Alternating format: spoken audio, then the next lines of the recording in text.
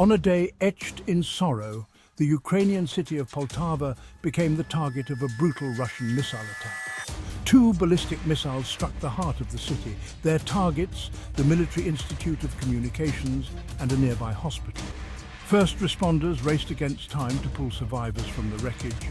The attack marked a dark day in the ongoing conflict, leaving 51 dead and hundreds injured.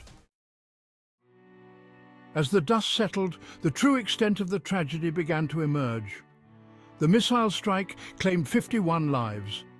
Over 200 people sustained injuries. The community of Poltava rallied around those affected. Their resilience and solidarity shone through in the darkest of times. I had dreamt of serving my country with honor. When the sirens blared, signaling the impending attack.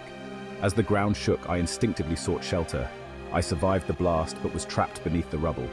Mikita's story is a poignant reminder of the human cost of the conflict. Each life lost leaves a void that can never be filled. In the wake of this heinous attack, I stand before you, my voice heavy with grief and anger. This missile strike is nothing short of a barbaric act of terrorism. Ukraine will not rest until justice is served.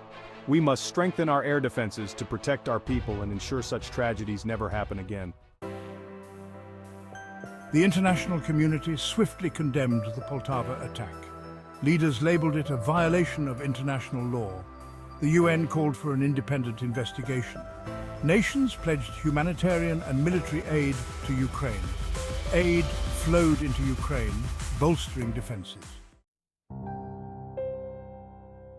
The missile strike in Poltava served as a grim reminder that the war in Ukraine is far from over.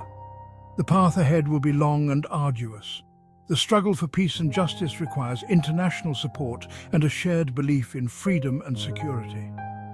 The memory of those lost in Poltava is a solemn reminder of the human cost of war. Their legacy calls for a united effort towards lasting peace.